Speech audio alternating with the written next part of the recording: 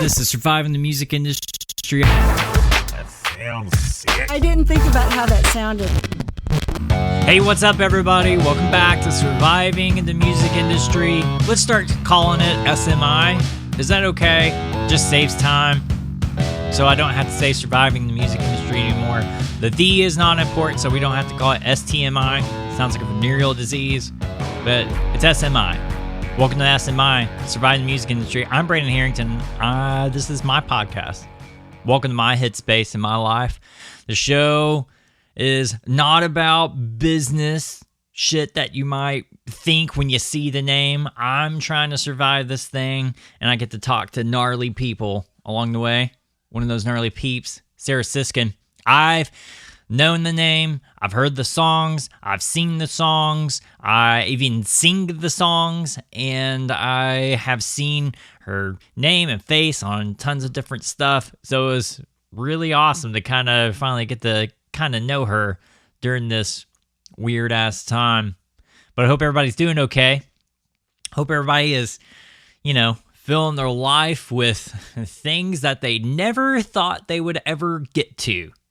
I don't know, from power washing your house to actually making that website you've been wanting to do for a long time, being a baker. You had this thing about being a baker in your head and you want to make muffins and cupcakes and stuff, and you finally get to it and you can't bake for shit. So now you understand why you should stick with your day job, but maybe you don't have a job, and I'm sorry about that. So maybe keep practicing baking. I don't know. But I really hope everybody's doing fine. In all seriousness, I hope everybody's doing well in life right now. It is a crazy time. We all know this. We all know what's going on in the headspace of everyone. I think in this point in time, everybody's trying to figure out what should we do since states are starting to kind of open back up. Georgia pretty much just lifted the gate, and it just, everybody's just like, rah! And just corona spreading everywhere. I don't know if that's really true. I don't want to spread that false advertisement. It was pretty nuts when Georgia just kind of lifted that ban, and all these other states are like, let's sit back and watch and see if Georgia becomes extinct. I guess that's where we're at. We're kind of watching and seeing what that's like. But here in Tennessee, they're starting to open a few businesses at a time. They call it in phases. I know a couple other states are kind of doing the same thing, but overall, people, be safe. Do what feels good for you and what is right, and we'll kind of let Darwinism do its thing at that point. Am I right? I guess the most funniest thing, and this is me, by the way, this is the thing that I have in my headspace. I try to find the humor and I think everything is funny in the most darkest of moments. And yes, coronavirus is a sad thing. People's lives are just ruined and decimated, but at least a funny thing to me is that the divorce rate is higher. Finally, a bunch of breeders are stuck together and they're living life with one another, and they're beginning to realize, well, we don't have that much in common anymore. You got little Bobby and Susie Jean causing havoc. They're 9 and 11 years old, and you're hating them day after day. And then you see old Frank over there just sitting on the couch, and you're just thinking, well, I could have done so much more with my life, and this is the best I could do. And then you're just kind of waking up, and then you're saying, I'm kind of ready. So people are going through divorces right now during this coronavirus, all right? What does that say about humanity? I wonder if it continues down this track, we're just all kind of stuck together. Is everybody just going to have a free-for-all, just divorce? 1-800-DIVORCE. Is that the thing? I guess the point is, pick who you want to be stuck with, because who knows when another pandemic is going to come around. You got to be stuck with them. So maybe that's the true test. I don't know. Scenario, instead of a date night scenario, a pandemic situation, to see if you guys could really even last the whole week together, because you can't leave, you can't go do anything, so just lock yourself in your house, and that's your date week, just like that. See if you guys survive. I really hope you guys are dealing with relationships in your own personal headspace and in your way, and how you deal with things, but know that you're not alone. okay? That's one thing. Also, if you want to look on the brighter side of the street, that you can look at these high divorce rates and people are just kind of hating everybody, and you realizing that you hate the person that you're stuck with, well, you're not alone, okay? Ooh, it's a crazy time with all these emotions and feelings. I just hope that we all can take care of each other. I just think if there is a time to be kind and be awesome as a human being, it's right now. You can really just showcase that, but take care of yourself and your relationships, okay? Don't be stupid. Don't be mean. Don't, belittle somebody just because. I had somebody post on my Instagram, just another shitty podcast. Hey, sister, this thing's been around for like 6 years now, something like that. I've been around. Where have you been? But what's the point in that? What's the point of spreading that hate? You didn't have to even post anything. You didn't have to share your thoughts and feelings, especially in that neg way. People are crazy right now. Take care of yourself. Be kind. Be nice. What's wrong with that? You idiots. But as far as, my life in the creative headspace, me surviving the music industry, I'm still just kind of writing songs. I've got a new outlet right now. I'm enjoying TikTok. You guys need to give me a follow. SMIPIDCAST.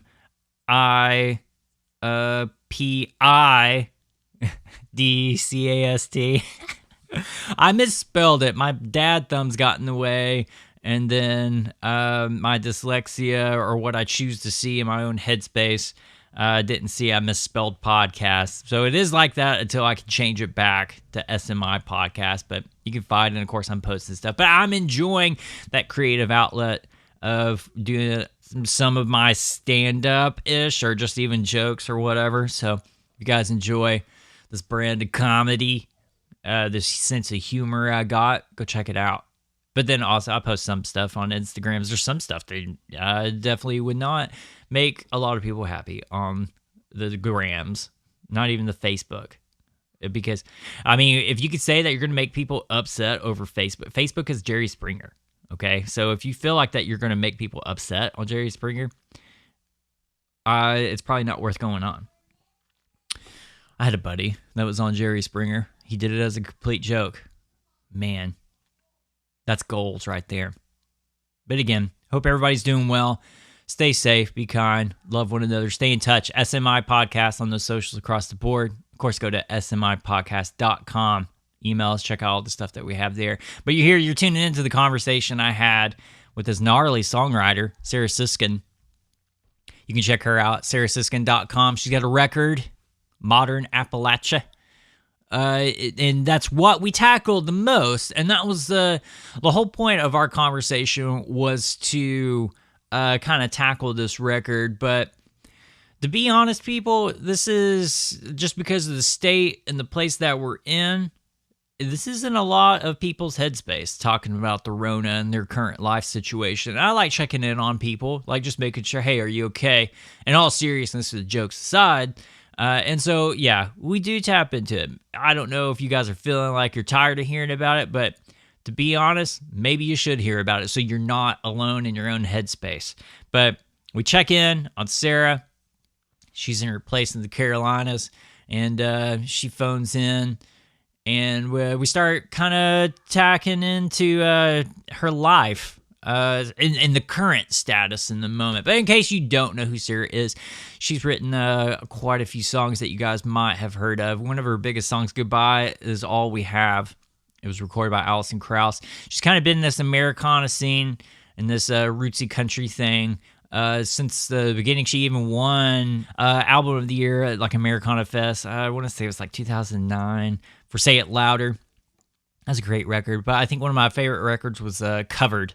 The story behind Covered is pretty amazing. We didn't tackle it because, again, we were kind of just shooting for talking about this new record. But Justin Vernon of Bon Iver found this record, found a couple songs he likes, he even sings it, brought it onto his own record label and brought it back to life. And Sarah, as a songwriter, has this so creative sensibility about her that's in tune with whatever is out there floating in the universe. I don't know how to, because I'm not an earthy, hippie kind of guy whatsoever, but there is this thing when I can listen to music and say, oh, they're just like grabbing this thing. It's like whatever sprinkle of the music god is kind of sprinkling across the universe. Like they're just snatching it up. I wish I could see that. I feel like Sarah's just one of those people that could just grab those things and put those in a song. She's got tons of placements and everything. She did the thing in Nashville. She moved back to North Carolina, and this is kind of where we catch up and kind of get to know her a little bit. But again, that album, brand new. It's been out for a little bit, Modern Appalachia. It's a little tip of the hat for prog rock, love and affection toward that. Bill Frisell's on this record and its album. She recorded it all pretty locally and with her own players. So we talk about that. I think this could be like one of her most biggest like leap forward of works in a momentum or in a progression in her life as a songwriter. It makes you really excited to think and even see, or can't wait to hear, oh, well, what's that going to be that next thing then for Sarah? I think she is an artist. Like to me, she is the thing that pushes art, takes risks, and does it in her own way. And nothing but love for that. I think that's amazing. All right, guys. So Modern Appalachia is the record. Be sure to go to sarahsiskind.com for everything about the record, everything you need from her. And of course, go stream the new record. You can follow her at Sarah Siskind all across the board. Oh, she's also got a live show. It's weekly on Sunday nights. Go check that out. We'll have links on our website, but you can also find it on her socials and everything. So she's got a live show every week, special guests. It's a little bit of a variety kind of going on. But this record, Modern Appalachia, it's definitely one of the top albums of 2020. You guys definitely need to go check it out. Other than that, here we are. We're just kind of getting to know each other, kind of filling the blanks.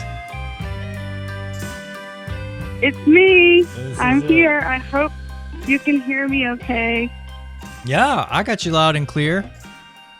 Everything Great. good on your end? Yes. Okay. It is. Awesome. Well, what's going on? That's kind of a loaded question. I already know. Exactly. Yeah, it's a whole new world out there. This is just really a whole change in setup, and we're all evolving, trying to figure it out together. Yeah, and this is a reminder, I think, to everyone that we ultimately aren't in control. And I think, human beings, we've gotten so insular and sort of individualistic in our decision making and everything we do. I think there's positivity in that, but there's also a flip side to that where, we tend to think that our actions that we choose to do every day are going to have some sort of control over our future.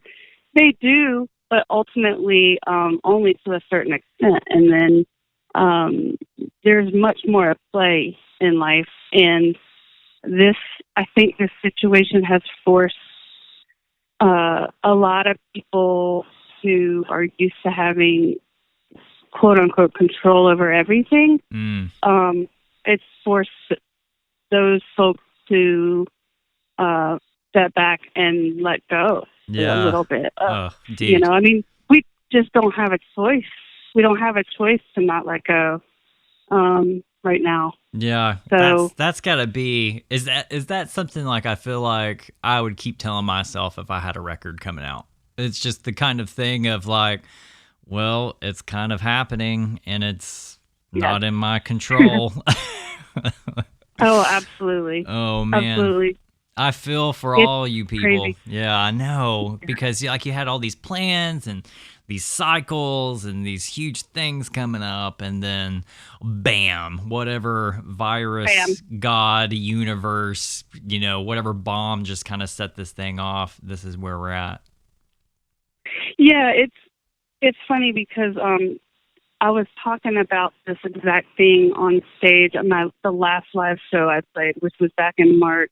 I say back in March, that wasn't that long ago, but the last live show I played, I was talking about this, and I was saying how I already had a really challenging road with trying to put this album out because I am one of the artists who was a victim of the pledge situation, where my wonderful fans pledged money so that I could make this record, and I moved forward with making the record, thinking that I would be able to pay myself back with the funds that I raised from my fans. And then when I got to that point in the process, Pledge had gone under and had gotten clearance to not pay any of the monies out to the artists because they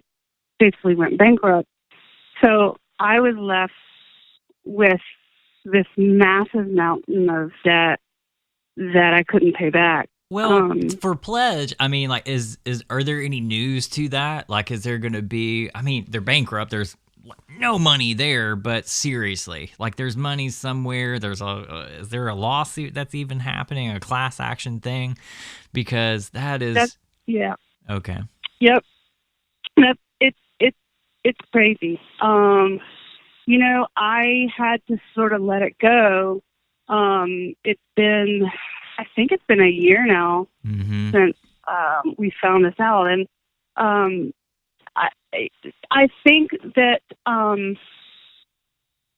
I did a little bit of research on doing a class action lawsuit, and the advice I got from my legal person was, you can do that, but all the time and energy and expense that it will take to follow through with that, the expenses of that might exceed the dollar amount that you are missing. Wow. It's because they're such a huge company, and a class action lawsuit, you rely on so many other people to be involved, and you have to spend all the time communicating with the people. So honestly, it kind of, as soon as they announced their bankruptcy, they went silent, and people haven't really talked about it.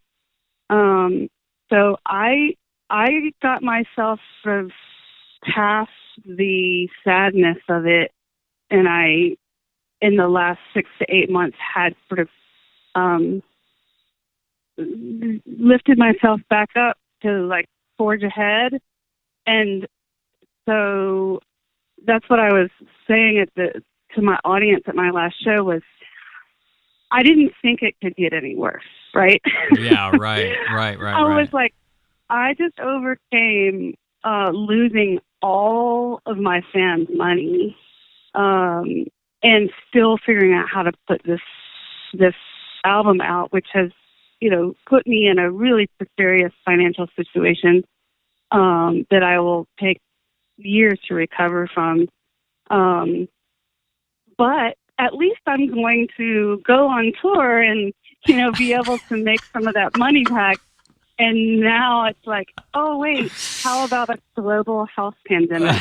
That is exactly next level. Man, that's next level. Whatever spiritual universe is out there, they're not a musician because it's not perfect timing. You know what I'm saying? Like, no, no, it's not. Oh man, but it is at the same time. I mean, if that makes sense. No, it doesn't. Like, why is it coming out on the other side then? We'll know one day. Okay, that's it. I mean, and this is my personal belief, but you live by faith, not by sight. So you have to trust, you ultimately have to trust that one day we will understand why this is happening. We are, I think, people in a society of getting instant answers. We get our answers from Google and the web, and Siri and all this, and we get really upset when we all of a sudden don't have the answers to why something like this is happening. And I guess, like I said, the pledge thing was maybe good practice for this, because I lost sleep at night saying, why is this happening to me? I had already been really hesitant to do crowdfunding because I am really bad at asking people for money, and it makes me want to vomit, kind of, to even put myself out there like that. But I did it, and then it backfired. And so for some reason now, with this happening, it's almost like, I don't want to say it's humorous, because I'm like I said earlier, I don't want to discredit anybody who's going through pain and loss right now, but I am kind of hanging my head laughing at this point of like, it's kind of a dark comedy. I mean, just a little bit, you know what I mean? Like it's something you shouldn't laugh at, but at the same time, I mean, if anybody's like me, that's kind of where I'm left at. I just kind of just end up shaking my head and just laughing at the same time, because I kind of don't know what else to do, because in no way in 2020 did we ever expect something like this to ever happen. And of course, the domino effect of it, obviously. Right. And then you are in Nashville, right? Mm-hmm. Mm-hmm. So this came on the heels of the tornado for you guys. And that, I mean, it just, well, I mean, this is, I'm going to say something, and not all of your fans are going to agree with this, but I'm going to say it. Okay, good. Yeah. Well, God doesn't give anyone anything that they can't handle. All right, so even the quote before, like, biblical standpoint, like Christianity, that's a thing in your life. Yeah, it is. I call myself an organic free range Christian. I'm grass-fed, liberal. hopefully. I'm grass-fed, liberal. Well, I don't know about how far you want to go with that kind, but I believe, I believe in God. And when I was about 16 years old, I had a moment where I encountered Jesus, and I've never been the same. And it's been a part of my life that I guess in the last couple of years has strengthened even more. And it's something that during this time allows me or gives me more strength than maybe I would have had without my faith. But like I said, I think that however you view God, even if you view God as the universe or a greater power, you can find comfort in this time knowing that these challenges were put upon us not in any malicious way. These challenges were put upon us to sort of grow our muscles, to strengthen what's yet to come. We don't know what's yet to come. And it's like, for example, Nashville just went through this devastating tornado, and I'm sure everybody in Nashville was like, could this get any worse? Like, this is so devastating. And then a couple of weeks later, it's like, oh, by the way, all the schools are going to be out. You're going to all have to teach your children from home, and you're going to have to figure out how to work, and you may lose your job. You're not going to be able to interact with your friends. No more live concerts. And you're just like, what the hell? Yeah. I have I had this thing. Me personally, I'm a negative realist. I will be the first one to raise my hand and say that. But then, and then this thing of like, you throw faith at the wall and like, you want it to stick. And sometimes when I hear faith, that means positivity, or at least positive mindset, hopeful thinking. That's a tricky one for me, because I don't think it's, faith equals positivity, right? No. But No. I feel like when we start applying like faith in these scenarios of just this cluster domino effect, that are we lying to ourselves just a little bit? Are we wishful thinking? Are we hoping for something? All these positive adjectives that we kind of throw out the wall, and I hope they stick and they don't fall onto this other domino that's going to happen later. I don't know. I have this thing with faith in my head and how that works, and especially with art, and especially with what we do to begin with. And then, Well, look, this is I can give you another way to view it. Faith, to me, is not necessarily positive or negative. Faith is trust in the unseen.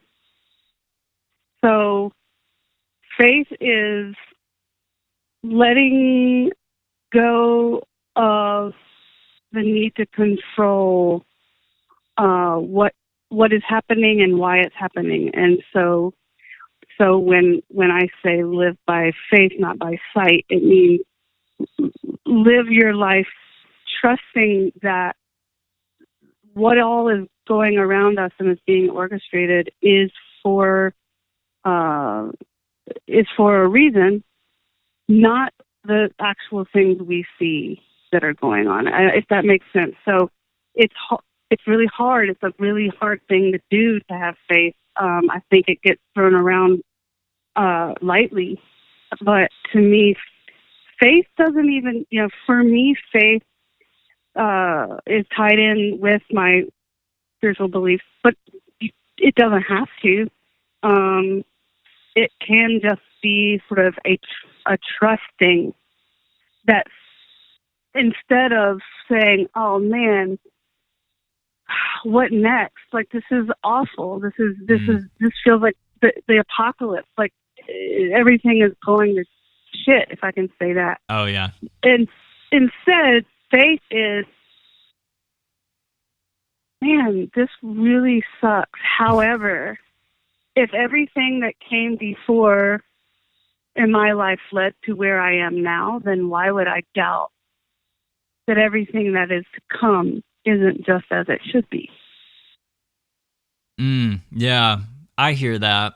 Yeah. Faith is definitely one of those words that is thrown around. And I guess it depends who you talk to and then what establishes that definition. Like in this, the most extreme case, I have faith that I won't get sick. So I'm going to go down to Walmart and see if I can buy some toilet paper or whatever. Oh, sure. Well, we just ran into that. Like my grandfather-in-law has no business going out whatsoever, but Sure. that's the thing, like in their head. Like it's not, they're going to be unscathed and untouched. And I think that can also apply to so many other things. Like I have faith that when I put this record out, or I have faith when I put these words on the page, it'll touch somebody's heart. And I guess that's a different dynamic, but faith is just it's a broad word and it's hard to define. I guess that's maybe why it was, I don't know, it originated like in Hebrew and Greek. And so it just doesn't fit in the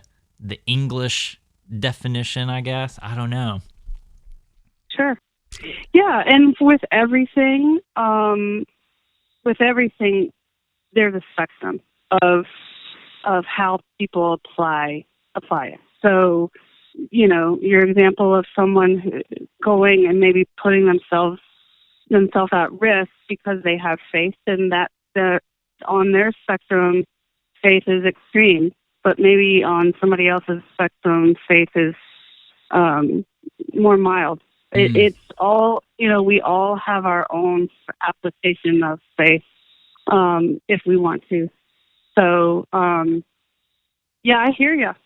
It is a broad, it's one of those words that means a lot of things and means different things to different people and can be misunderstood. Well, and that's the thing about you. Like, I'm really interested in, dude, like you're 100% like a songwriter, and like words are like your thing. Yeah. And so, especially like trying to put a message across, and then,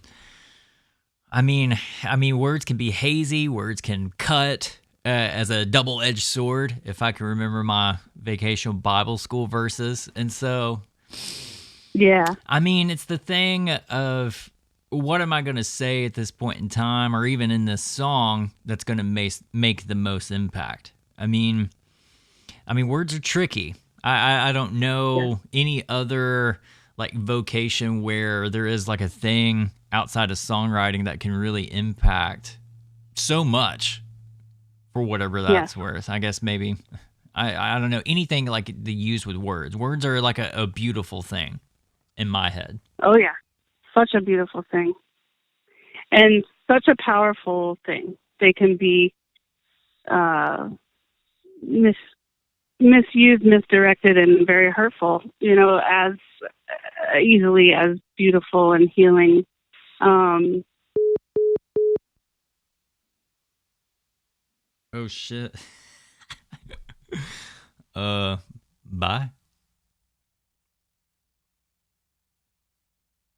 Let's try her again.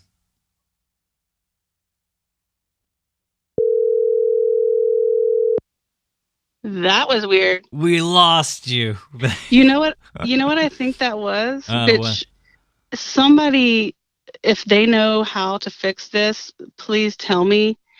But it was like the iPhone cheek thing where like my cheeks, this happens to me often where my cheek starts dialing stuff. Yeah, it was a butt face dial, like a butt face hang up. Yeah, like a cheek hang totally. So I'm sorry about that. Hopefully it doesn't happen again. So we were talking about words and language and how, I don't know, it's like words are like a spice cabinet. It's like you have got cinnamon and you've got cayenne. And it's like then you've got everything in between. And I think it's language has always really intrigued me. There was a point at which briefly I wanted to study linguistics because I love like accents too, and like trying to guess where people are from when you meet them. Yeah, that's always a fun game. Yeah, and I love that. And but yeah, language and words are this beautiful, beautiful, timeless resource, that will never go away, that we've always had, that'll never go away. And I wouldn't say I don't know how much it's changing, because I feel like maybe at this point we've done it all. But that's the fun thing about songwriting, is you take these words that have probably all been said before and you rearrange them in your own way to tell your story, and it still can evoke a new emotion. It's sort of like painting with paint. There's no new colors that have been invented, but you can take all the colors that exist and paint something new. But then there's this thing, exactly what we just talked about. And I think you can almost apply it to songs in my head, I guess, too. We're just talking about faith, right? It's this confusing thing, maybe depending where you're from, how you're brought up, what your culture is. Faith is different for whatever that means.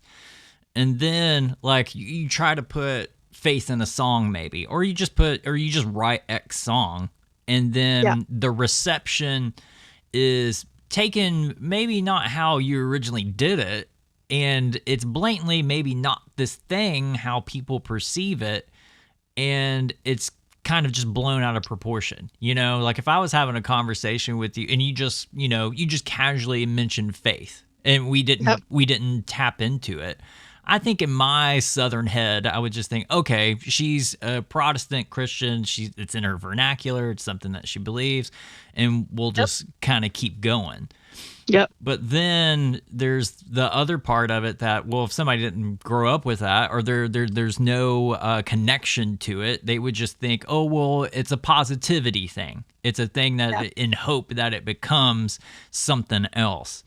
I think songs can have that same confusion too, and that's where I don't know. There's always like a lack of empathy. There's always this thing of like people don't understand maybe what the person is saying, or does that even matter? Like to me, that matters. There's that the argument of once you write a song and you put it out in the world, it's the world, and they can do with whatever they want. Sure, they can shit on it, do whatever they want. If it's my music, whatever you want to do.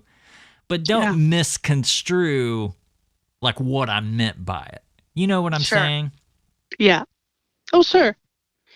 Well, the reality is there's always going to be people who want to misconstrue anything. So you kind of, just fuck it. I mean, it's just the thing of like, I mean, no matter what, you're just going to do what you're going to do. And especially like if this is your job, you're just going to write it, put it out. And again, if people just shit on it, they can shit on it to begin with. Mm. Well, yeah. I mean, you raise a good point that is on my mind a lot right now because of the name of my record that's coming out and the title track, Modern Appalachia. That's a term that came to me one day when I was writing, and I wrote it originally about a woman named Appalachia and what a woman in modern times, sort of in the Appalachian culture, what that looks like, what she looks like, how she acts, how she interacts, what her fears and joys are. And then I moved away from that because I didn't want people to think that I was writing solely about myself, and that it was the autobiographical song. So I took it into a different scenario of sort of more so writing about some of my influences musically, but sort of vibe-wise, that have made me who I am. However, back to how that relates to what you're saying is, there are going to be a lot of people who hear the name of my album and they're going to be like, oh, I don't like Appalachian music. Well, my record is actually like a folk fusion rock album. Dude, 100%. Like when you listen to it, you don't get that sensibility of Appalachian music. And that's what, I mean, I think it applies in this conversation too, because my thing, like modern Appalachia, like when you first see it for what it is, it's kind of like in the imagination, it's like this false misnomer thing. Yes. You know what I mean? Like I feel like in my imagination, and maybe others, like Appalachia is like this huge pause button in time, and like it's never changed. But what you're saying is that it's more of a character. It's a character of that person and that region that embodies like inside of a person, and what that means to be a woman in this day and age. Yes. Exactly. Yeah. Wow. Yeah. Okay, that's cool. That's a different angle than what I didn't see. Like listening to the record a couple of times. That's cool. That's why you're badass. That's why you do what you do, and I'm I'm at. Thank you. Oh, wow. It's, I think a lot of what we're suffering from, or what we have been suffering from sort of as a society, is the attention span shrinkage, because of sort of how much input there is, how much stimulus there is, how much media and entertainment there is. Our collective attention spans have gotten so short that this time that we're in with this crisis of the virus actually is giving us the space to widen our attention spans back up a little bit. And I think the difference between judging something negatively and then understanding it like you just did, Yeah. it's about attention span. That's the gap that needs to be filled. Is people need to decide that they want to give their attention to something. Yeah, and also, I mean, I don't want to toot my own horn, but it's also like a thing of empathy, right? I feel Sure. like I think there's like, if there's an equation to it, it's kind of like attention span plus empathy equals Sure. nobody has all that combined. Sure. And Yeah. because I think that's part of it too. I mean, in our society, like, I mean, you're scrolling right or left or up or down, and you only have like 1 second to make that impression. And you see modern Appalachia, like nobody's going to give it like 3 more seconds of another thought or contemplate the situation. Right. Exactly. And like art, it's that suffers art. I mean, because I feel like artists and songwriters, like, we're just gonna keep doing what we do, but then, and to try to make this idea and make it a deeper meaning with some layers behind it, but that makes it impossible, especially the way our society works. Yeah, exactly. Yeah, and that's why music has sort of been going towards the single, one song at a time model, and that's working for a lot of people.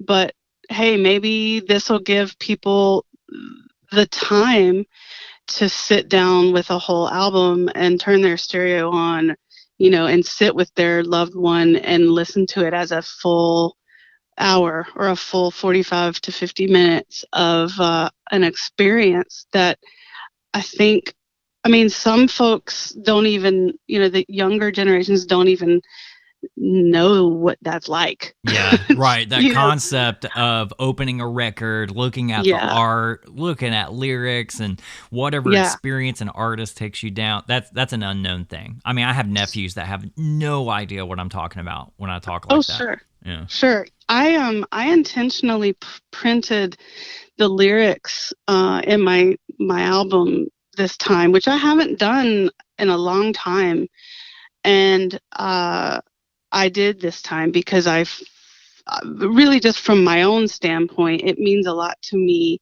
when I have the lyrics in front of me of songs, and there's something that registers in people's brains when they read words instead of hearing the words, because when you're hearing the words in a song, you're not necessarily separating them from the sonic palette.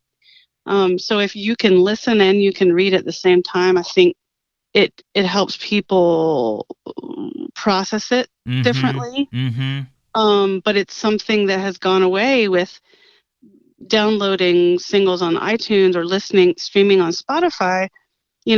All of the visual, artistic side and the language side of looking at words, and even sometimes the string of words can be a beautiful image, and just sort of the shape of poetry can be in itself a beautiful thing, and all that's gone away, and all we have when we're in the streaming world or the download of one single at a time, we have the little picture there on the screen, but we're not touching anything, we're not holding anything, we're not physically connecting with anything. It's only coming through our ears. Yeah. So we've lost multiple senses. We've lost the integration of senses, really. Yeah. I wish, and I've kind of had this idea for years, like on streaming platforms, that they would at least help or give the option to artists or records or albums of the same experience that you get when you buy a record, a vinyl, that you can open it up, you can look at lyrics, you can look at extra pictures. Absolutely. And like, you could just scroll that like with the picture, because I feel like that would make the streaming experience more than this casual thing, and more of oh, I'm actually going to spend time with this app. I'm going to spend time Yes. with this artist, this music. Oh, that's a cool picture. I wonder why they chose that picture. I'm going to listen to the song, look at the words. Yep. Yeah. Totally. I agree. I've thought that for a long time too. And I know that some people do include digital booklets, but Mm-hmm. it's almost as if it should be required, you know? Yeah, right.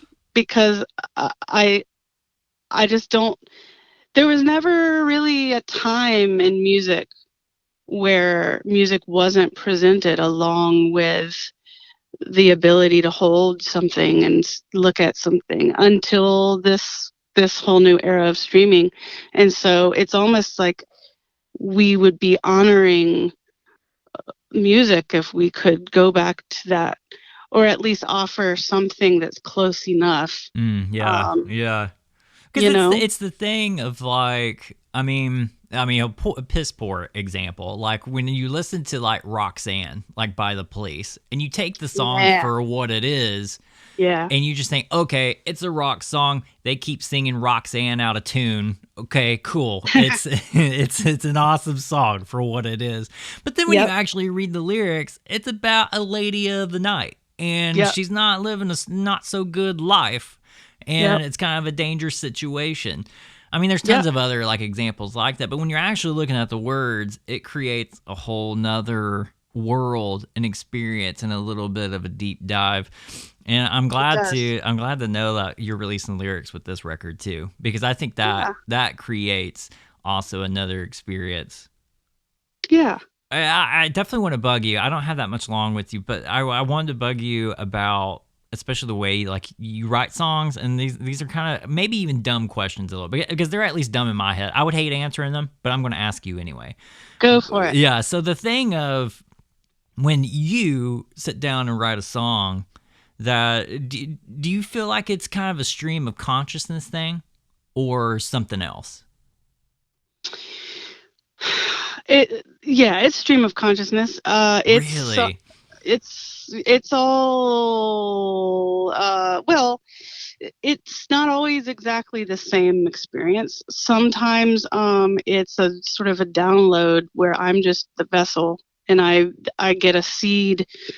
For instance, like Modern Appalachia was a seed. It was two words that came to me side by side that I didn't know why until I explored it. But yeah, stream of consciousness in the sense that I'm trying to get out of my own way, and I'm trying to kind of flip over to another space in my mind where I'm just sort of there to nurture what's coming to me, if that makes sense. Sort of, Yeah. I become my own editor, I guess, where I get sort of an influx of ideas, and they're all swirling in my head, and then they sort of make their way through my body into my hands, and then I edit as they come out into the lyrics I really want to say. So in that sense, yes, that's a stream of consciousness thing, I would say. I mean, I'm surprised, but I'm not surprised at the same time because Yeah. this is what I mean. Like when I listen to, I mean, there are a couple examples I know from this record from like Me and Now and even Punk Rock Girl. Like Yeah. because some of these had more of like conversational pieces to me, like in my imagination, and which made me think, okay, this feels like a stream of consciousness style of writing, but some of the things that you purposefully like pointed out or you stuck in prose, or maybe it's a question, like more of a philosophical thing. It didn't feel like it was just kind of thrown out there as a stream of consciousness ideal where it's, contrived by any means. And so that's why it was always like a big question mark in my head of like, well, like what's the process / the idea, like especially when you sit down and wrote this record. Yeah. Well, yeah, I mean, I think first of all, it just depends on what stream of consciousness means to you. So it's sort of like faith. but there was a theme um, that I kind of laid the groundwork for, and that was modern Appalachia. I mean, Mm-hmm. I came up with that phrase before I wrote a lot of these songs, and so. But that being said, modern Appalachia encompasses so much for me that there's really nothing I couldn't write about, if that makes sense. Yeah, Um, yeah. It seemed like there was just a lot of freedom, like in my yeah, headspace, like lyrically, and like even the organization of it or the prose of it. It wasn't kind of like, maybe I'm just in this Nashville bubble, but it was just kind of like this thing of, oh, she's literally like, just, it feels like you're doing whatever you want, but it totally makes sense, and this feels good, and like the syncopation of some of the phrasing, really, like it just felt so, there was so much freedom in that melodically and even like word wise. well, I appreciate that. Yeah, is that something that you I feel like you kind of always had a little bit of that. I feel like when I listened to like earlier records, it was, maybe it's like a learning process for you, like to kind of get in this freedom, or have you always felt like you've had this freedom just to kind of let a song be a song? I've always felt like I've had that freedom. I think I've gone through phases in my life. I think my writing has always reflected where I am in my life. And I think, when I was 21 years old and I made Covered, I was naive and had the whole world in front of me. And only, I was all bright eyed and bushy tailed and um, hadn't really experienced enough yet to be jaded. So I made Covered, and it was exactly what I wanted to say at the time. And then, you move on, and by the time I made Say It Louder, I still had that freedom, but it had a little bit more traditional aspects to it, or say structured form, not a whole lot.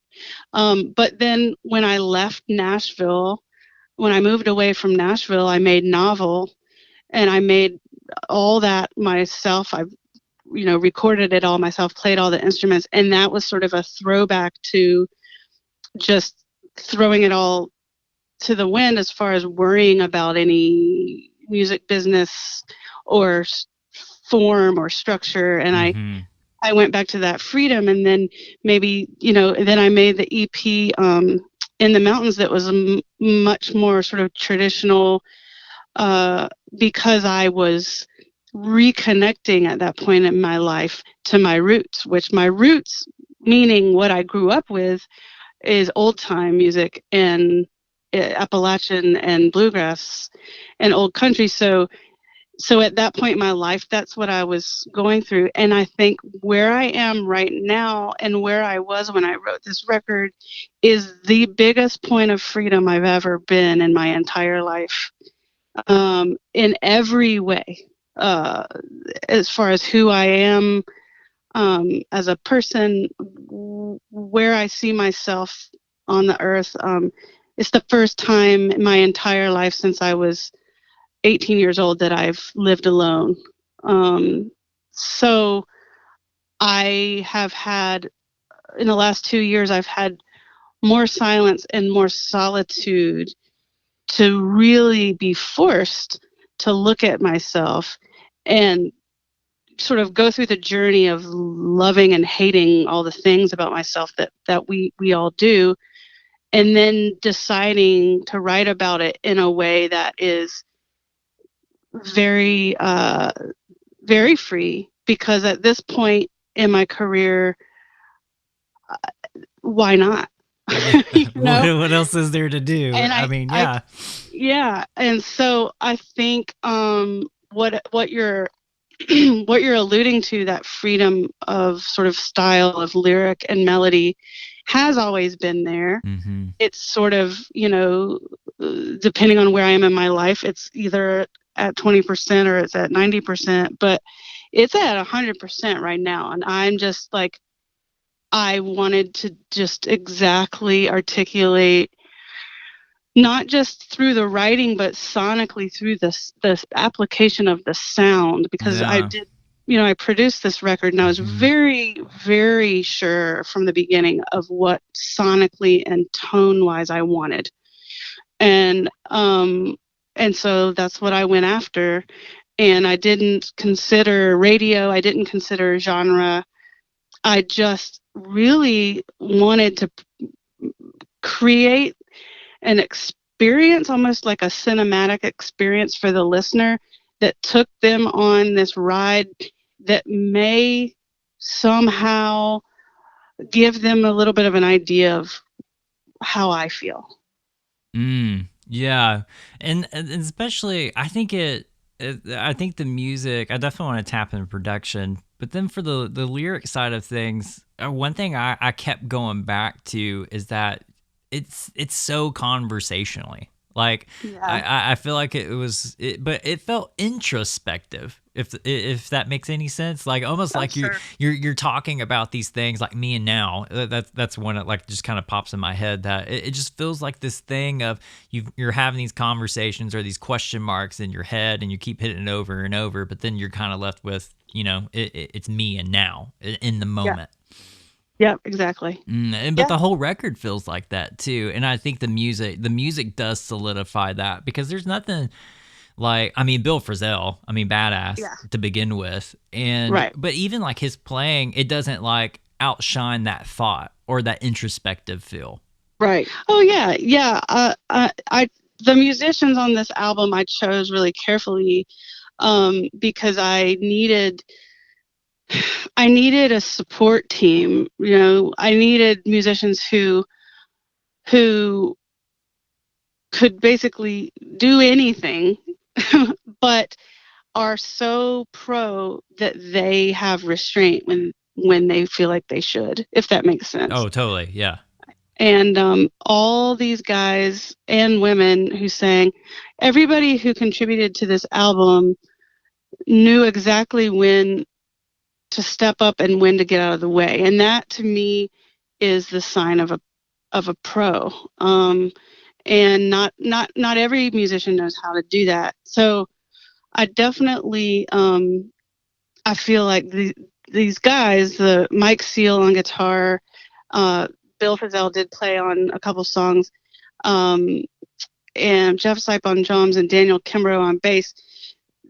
Not only are those guys professionals, but they are all very tender-hearted. And Bill Frisell may be the most tender-hearted musician that's alive right now. I've always wondered, because I've never met him, but he just seems like this jazz avant-garde, like in his head.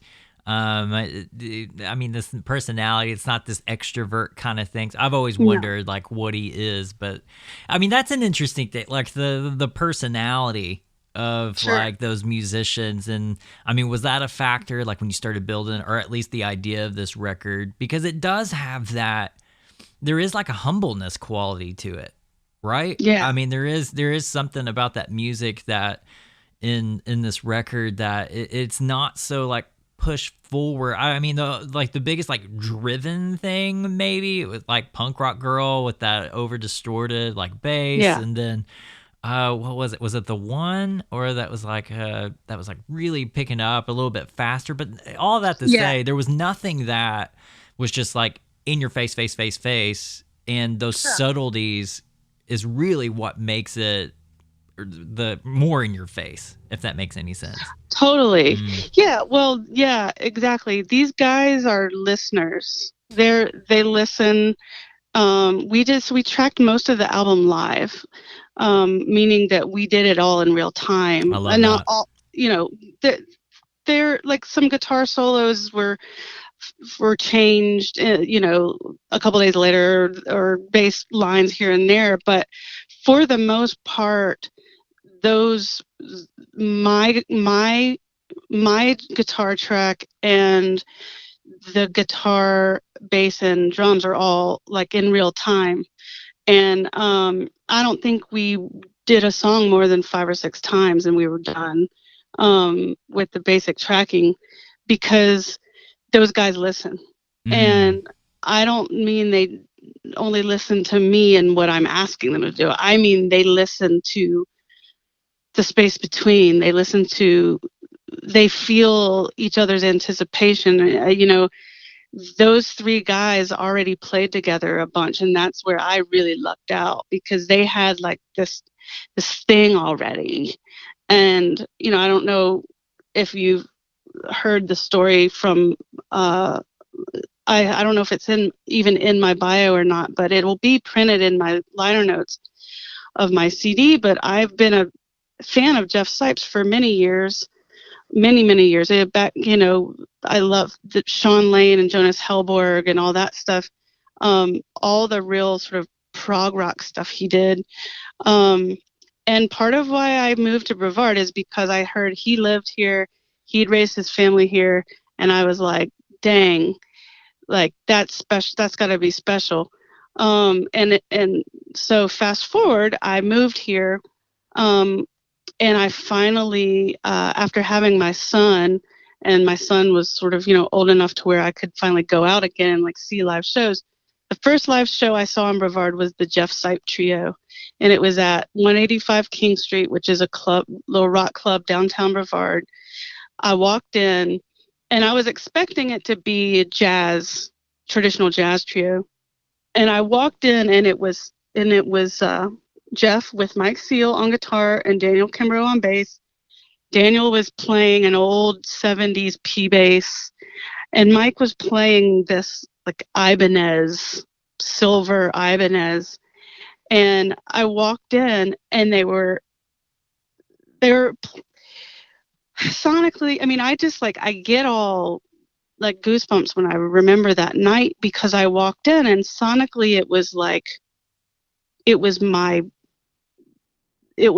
home to me. It was all the combinations of all the Led Zeppelin and Rush and Pat Metheny and all that stuff that I listened to. Eric Johnson. I mean, Mike reminds me so much of Eric Johnson, combined with like Jimi Hendrix. It's just, I can't even explain how insane Mike Seal is on guitar. I mean, people are going to find out when they hear this record. It's like, I remember sending Carolina to Justin Vernon, after, and he goes, who the bleep, is playing guitar on this song? So I was telling him about it. But anyway, back to what I said was, I walked in and I saw these three guys playing together. And that night I walked up to them, and I said, will you make a record with me? And I had knew Daniel, but I had not met Jeff or Mike in person yet. And I said,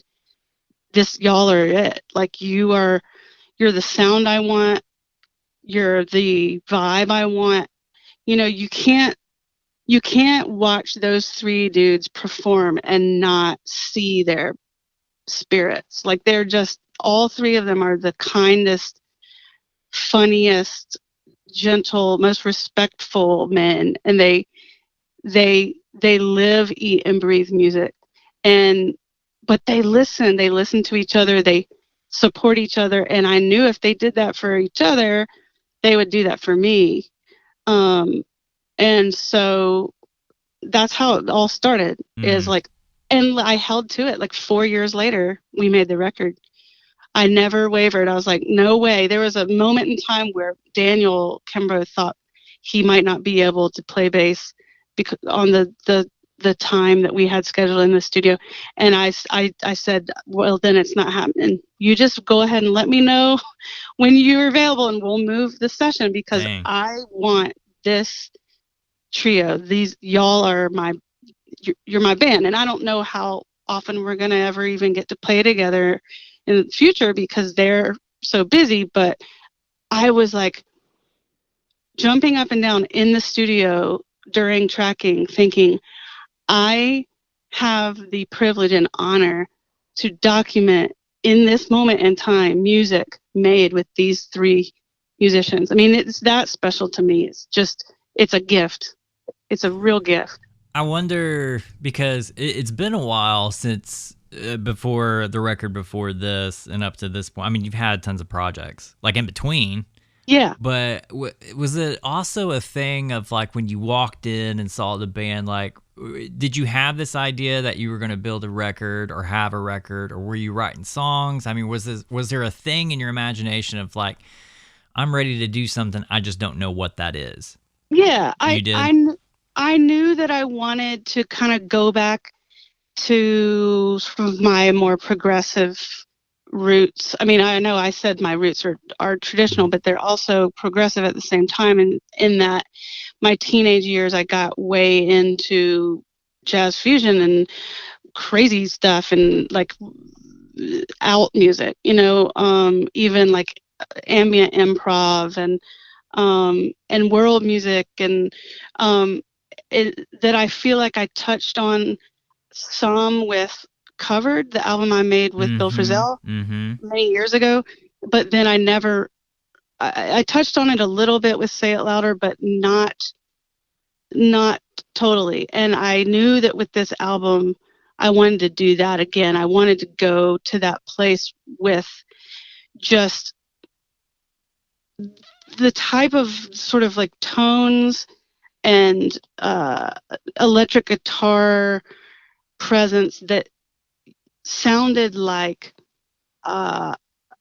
someone was talking to you through a guitar, not just playing a country lick. It was like something that was human and primal, and I knew I wanted to put that palette under my writing. And I would say I had a couple songs already written for the album, but when I knew that they were my band, I did write some of the songs sort of specifically with them in mind, just for application, like A Little Bit Troubled, for Mm-hmm. instance. I wanted to write a song that had a real Appalachia feel and then a real, progressive prog rock feel.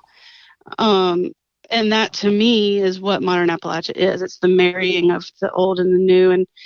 And so, yeah, I did have an idea when I heard them, but then it was like, it was just literally like this light shine down from heaven. Yeah, right. It's the thing of like you just don't know until whatever orchestrates like that moment, like in this space of time of like, okay, this is it. Like I Oh, don't know. sure. It's like you're trying to catch lightning in a bottle, but you don't know where the lightning is going to strike at all. Exactly. Yeah. Exactly. Right. Which, circles back to faith. Yeah. It's like we don't know next week what's going to happen, but we feel something is in the works, and we just have to trust that it's all unfolding. But we don't, we can guide, we can sort of stay a certain course, but we can't necessarily lay the whole path because we don't know what's up ahead, so staying open, having an idea, but staying open has always been what I want to do. I'm an Aries, and I tend to want to control, and I want to plan. And so I'm constantly practicing letting go. Yeah, that's a And tough one for me. it's really hard. What's your sign? Pisces. Okay, yeah. Does that make So, sense? I don't do the stars oh, thing, sure. but that's a thing. Yeah. Mm. Yeah, well, Pisces are really passionate. They're a little bit more floating. I think Pisces is water and Aries is fire. So the Pisces are a little bit more go with the flow, but they're planners as well. Aries are big planners, and so are Pisces. So and it's hard. And so like we were talking about with what's going on with the world right now, that's pushing a lot of our buttons to not know what's up ahead. Yeah, I don't know, but I guess either way, this is the thing, and you're going to do the thing. I'm doing the thing. I think this is a really important time for music. Yeah, I think so too. I think Music's always been that thing to keep people connected, even though it's like we live in this modern age where we can say it's connected, but nothing just kind of really hits that soft spot in the heart, you know? I know that's really cheesy and that's very unlike me, but there is that thing. I love it. I mean, that's the thing. You're making me feel all weird and gooey. Ugh. Good. And I'm gooey enough. I don't need Good. it. I'm glad. Yeah. Hey, you're awesome for doing this, by the way. Thanks. Well, you're awesome for having me. I sure enjoyed chatting at you. Yeah, that's what it was. Hey, I love diving into the record and everything. You feel good about it? I feel so good about it. I'm so excited for folks to hear it, and I appreciate you sound like you really listen to it, and I appreciate that. Yeah, I tried. Yeah, because I mean, I did the artist thing, and I still songwrite. And you know, when you do these interviews, it's just like, do you even know my name to begin with? Yeah, sure.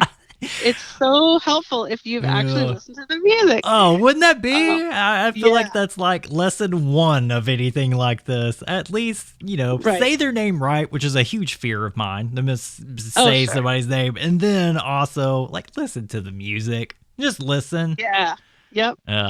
Well, maybe folks will be inspired by your podcast to actually sit and listen to the whole album. And you know, we appreciate folks like you who are out there having these conversations. I think conversations are also more important than they've ever been between folks. And, you know, we just, we've got to help each other out right now and stay connected. Yeah. So thank you. I think so too. But my toilet paper is my toilet paper. How about that? Hey, I hope so. We don't want your toilet paper. I hear you. That album, again, is Modern Appalachia. Go check it out. It's out now on all streaming platforms. It's been out for a bit, so go enjoy it. And of course, after you listen to it, go say thanks for the record, thanks for the music, thanks for the awesome, gnarly conversation at Sarah Siskind on all of her socials. Again, she's got that weekly variety show. Go check that out. We'll have some stuff posted on our socials. And of course, she's got it from her website, sarahsiskind.com. Guys, thanks for listening. Sarah Siskind was amazing. Hope you guys enjoyed that little convo. All I ever ask is that if it meant something to you, just share it with a friend. Share it on your socials. I don't ask for money. I'm not one of those Patreon snobs. I'm not doing that for you as of right now. But for now, you can just share it, and I would appreciate it, and I'm sure Sarah would appreciate it as well. Stay safe. Be kind. Love one another. Give us a follow. Check us out at SMI Podcast on those socials. Again, check out that TikTok if you want to laugh. Post jokes on there every once in a while. That's my creative outlet right now. So I hope you guys can enjoy that. And then also, smipodcast.com is where you can reach us. Check us out on the website. All past episodes are there, of course, on your favorite podcast platform. They're all still up there. We're rounding up close to 200, right? I mean, we're probably around 160 at this point. But stuff's out there. There's conversations for you guys to enjoy. Stay in touch. Check it out, everybody. One of my things is that I don't want everybody to be alone in their own creative headspace or just even in their headspace, and that these people that I talk to are in the same storm that I'm in life. Different ships, same storm. Guys, I love you. Take care of one another. Be kind, be nice. Love you guys. Happy surviving. See you guys soon.